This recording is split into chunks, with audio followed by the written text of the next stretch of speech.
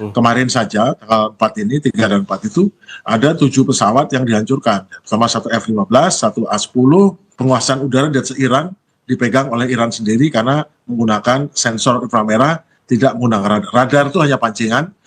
Saudara, ketegangan di Timur Tengah mencapai titik didih baru. Sebuah jet tempur Amerika Serikat jatuh di wilayah udara Iran, menyisakan tanda tanya besar mengenai nasib sang pilot dan efektivitas sistem pertahanan udara Teheran. Apakah ini awal dari eskalasi terbuka yang tak terelakkan? Bersama saya, Yan Rahman, kita akan membedah strategi di balik insiden ini bersama pakar strategi udara PPAU, Bapak Agung Sasongko Jati, dan juga ada pengamat Timur Tengah Hasibullah Satrawi. Bapak-bapak, selamat pagi. Selamat pagi, Mas Yan dan Mas Agung. Saya ke Pak Agung terlebih dahulu. Pak Agung, ini kita lihat evaluasi sistem pertahanan udara Iran, jatuhnya F-15 ini, Strike Eagle dan juga A-10 Thunderbolt 2 dalam waktu berdekatan. Apakah ini menunjukkan efektivitas pertahanan udara Iran? Menurut analisis Anda, apakah ini murni keberhasilan sistem rudal darat ke udara mereka atau ada indikasi kegagalan sistem elektronik countermeasure daripada jet tempur Amerika Serikat? Jadi sebetulnya pada awal serangan yang diklaim oleh koalisi Amerika dan Israel bahwa telah menghancurkan semua sistem pertahanan udara Iran itu adalah tidak sepenuhnya benar. Ternyata dari belakangan kita mengetahui bahwa ternyata banyak daripada sistem yang berupa seolah-olah radar, seolah rudal, peluncur udara segala macam, itu untuk pertahanan udara itu sebetulnya adalah fake atau adalah decoy atau tiruan yang mana memang atau radar lama yang memang dibiarkan dihancurkan. Ternyata setelah lewat 1 bulan diketahui bahwa ternyata radar S400 dan 300 serta Bafar 37-nya itu masih aktif dan sudah didesain untuk dia mobile, jadi bisa bergeser tempat. Jadi cara penggunaannya dan sekarang sangat efektif untuk menghadapi koalisi. Jadi pada banyak peristiwa sebelumnya, yaitu penyerangan-serangan itu kebanyakan serangan dilakukan dari ketinggian tinggi, kemudian menggunakan peluru kendali yang pintar atau pandai, atau rudal atau bom pintar. Dan bom pintar itu sudah mendapatkan koordinat yang diberikan sesuai dengan data intelijen. Jadi tidak ada yang menyerang dengan ketinggian rendah.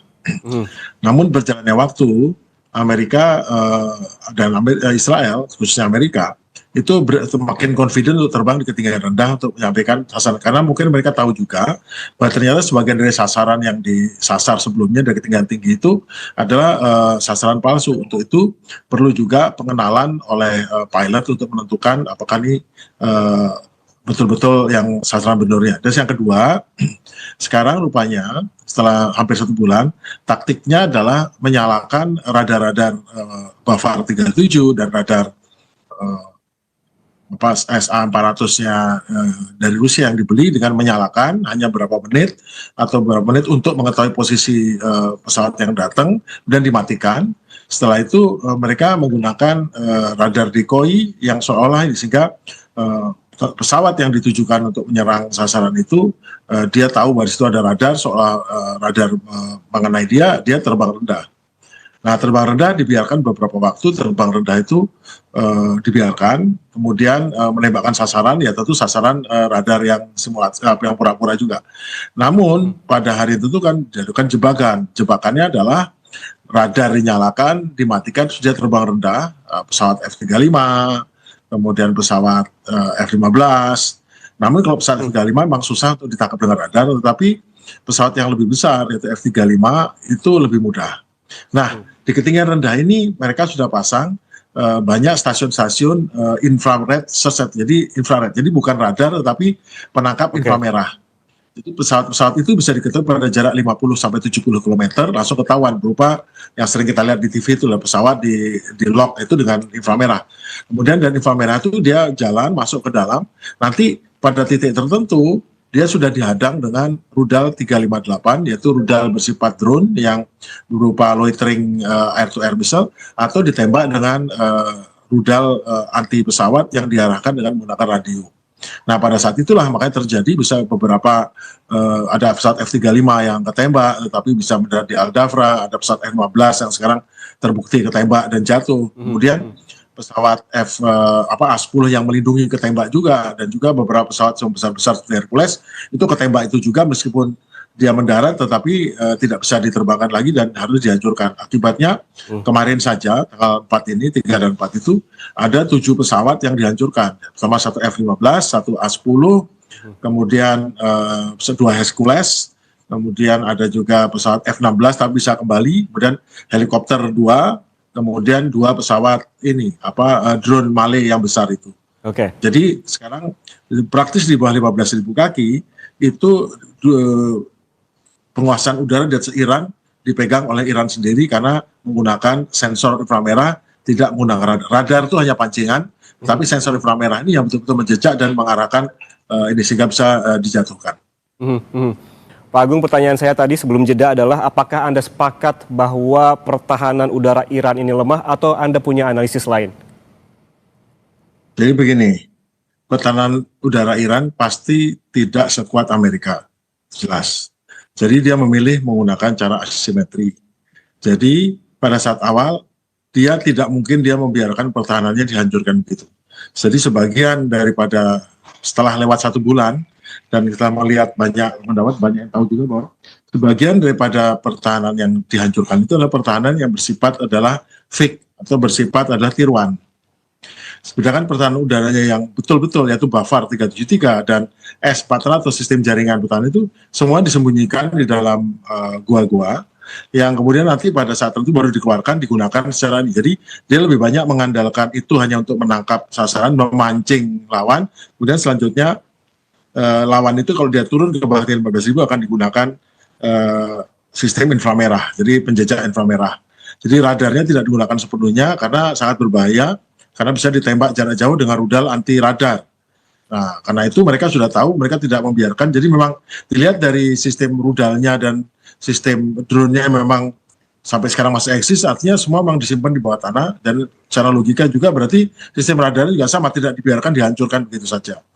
Memang ada yang dihancurkan, tetapi mungkin itu yang memang dibiarkan dihancurkan. Karena setahu ya saya, bahwa semua sistemnya mobile. Jadi begitu dinyalakan, kemudian connect, kemudian dapat data, terus dilempar datanya ke sistem inframerah, dia masuk ke dalam, disembunyikan lagi. Kemudian tetap yang ada target-target palsu yang berupa pemancar radar ataupun yang menimbulkan gelombang mirip dengan radar dan dihancurkan. Namun tentu kelihatan dari taktik yang terakhir ini dimulai dari jatuhnya atau rusaknya F-35, kemudian hampir semua drone Male-nya dihancurkan, kemudian F-15 dan A-10 ini akhirnya sekarang terbuka jelas bahwa memang strateginya menggunakan sistem penjejak inframerah yang tidak akan membuat pesawat itu tahu, kemudian tidak akan menimbulkan awareness bagi pesawat lawan, sehingga praktis sekarang keunggulan di udaranya dimiliki oleh koalisi itu ada di atas 15.000 kaki, keunggulan udara di bawah 15.000 kaki berada di Iran. Kenapa begitu? Karena memang keterbatasan dari sistem penjejak inframerah. Sistem penjejak inframerah itu bekerja dengan membandingkan panas yang ditimbul dari pesawat dengan suhu udara di belakangnya. Kalau pada ketinggian di atas 15.000, itu panasnya pesawat sudah terkaburkan karena di udaranya juga seperti banyak sekali ada asap, ada awan, segala macam mengganggu. Makanya praktis sistem penjejak inframerahnya bisa efektif di bawah 15.000. Dan ini sekarang terbukti bahwa siapapun yang berani terbang rendah masuk di wilayah Iran akan mendapat risiko terkena tembakan. Jadi seperti dia kerjanya. Kalau yang tinggi, dia sudah sadar bahwa dia rentan terhadap serangan itu. Jadi memang Iran memilih tidak untuk menghadapi pesawat-pesawat itu, tapi dia membuat pihak lawan menghadapi drone-drone dan rudal-rudalnya. Jadi memang ini pilihan yang dilaksanakan Iran untuk dia melakukan pertahanan dengan menyerang, bukan bertahan dengan mempertahankan tempatnya karena terbatas. Jadi memang dari awal kelihatannya tidak membela diri, memang dibiarkan. Akhirnya pada saat tahun lalu bulan Juni kita masih nggak gitu tahu ya, karena kan cuma 2 minggu artinya Iran ini gimana sih, apa betul dihancurkan atau gini. Ternyata pada saat dimulai lagi, loh kok masih ada sistem radarnya, dan sekarang terbukti masih utuh sistem radarnya. Berarti memang dia menggunakan strategi, menggunakan radar itu hanya untuk diperlukan, kemudian setelah itu dimatikan dan menggunakan sistem tiruan. Nah itu yang bisa diambil kesimpulan daripada apa yang terjadi pada saat ini. Soal strategi penggunaan radar begitu ya Pak. Kalau kita berbicara lagi soal penyelamatan pilot yang terjadi beberapa waktu lalu, menurut Anda Pak Agung, bagaimana dengan risiko operasi di wilayah pegunungan pencarian pilot dilakukan di wilayah yang terpencil yaitu Provinsi Kogiluyeh? Ini sebagai mantan penerbang tempur, Pak Agung, bagaimana Bapak melihat tingkat kesulitan operasi combat search and rescue di medan pegunungan Iran yang sangat menantang bagi helikopter penyelamat dan juga unit komando? Jadi lawan daripada operasi combat SAR ini adalah jarak dan ketinggian. Nah, ketinggian tidak mungkin dilindungi karena jelas bahwa pihak lawannya menggunakan rudal inframerah dan tidak bisa dideteksi oleh, jadi pesawat A-18 Growler yang pesawat elektronik, perang elektronika itu tidak bisa dia menyerang sensor yang tidak memancarkan apa-apa. Nah, itu yang menjadi masalah. Kemudian dengan terbukti ditembaknya pesawat A-10 yang untuk membantu untuk melindungi pasukan di bawah, itu pasukan didaratkan ya. Kemudian dengan hancurnya 2 pesawat Hercules yang mengangkut pasukan dan mengangkut bahan bakar untuk helikopter, karena kan nggak mungkin mengisi bahan bakar di udara di daerah situ karena pasti bahaya ya. Nanti helikopter Hercules didaratkan, nanti pesawat helikopter darat nanti diisi bahan bakar dari situ, tapi dua-duanya hancur. Kemudian terpaksa dijemput dengan pesawat 295 ya, Kasa 295 miliknya pasukan khusus, dan juga hancurnya 2 helikopter. Kemudian pesawat drone pengintainya juga hancur. Itu menunjukkan bahwa ini sebetulnya tidak sukses ngangkut orang, tapi gagal secara operasi karena tidak selamat di pesawat-pesawat yang digunakan untuk membantu, tidak selamat, dan nilainya mahal sekali. F-15 itu $100 juta, A-10 itu $30 juta, kemudian ditambah dengan 2 Hercules masing-masing tipe J loh, itu tipe khusus loh. Tipe khusus itu $150 juta, berarti 300 tambah 100, 400 tambah pesawat-pesawat yang lain itu hampir $500 miliar itu kerugian pesawat-pesawat alutsista yang digunakan.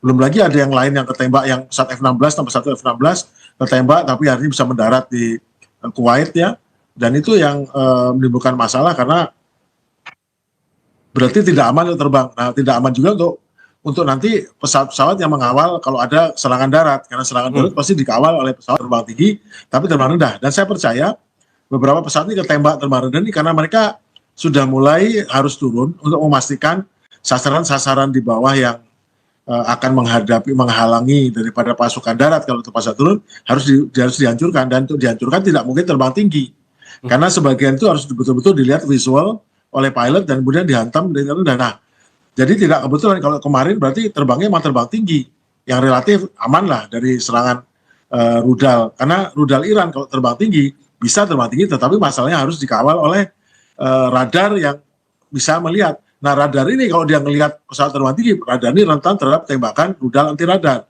Jadi oleh karena itu maka tidak ada rudal anti pertahanan udara terbang tinggi yang bisa diaktifkan karena radarnya sangat resiko kalau diaktifkan. Namun sekarang melihat bahwa banyaknya penerbangan rendah yang mungkin dalam rangka untuk mendapatkan data intelijen ataupun kemungkinan menghadapi lawan untuk serangan darat, ini sekarang terbukti bahwa ini ada masalah. Makanya kenapa Trump kelihatan sangat tidak berkenan itu ya karena mungkin selama ini dapat laporan dari anak buahnya baik-baik saja, dan baru sekarang dia tahu bahwa ternyata tidak baik-baik saja untuk rencana apapun. Termasuk kan ada yang dipecatin itu para jenderalnya terkait juga dengan hal semacam ini.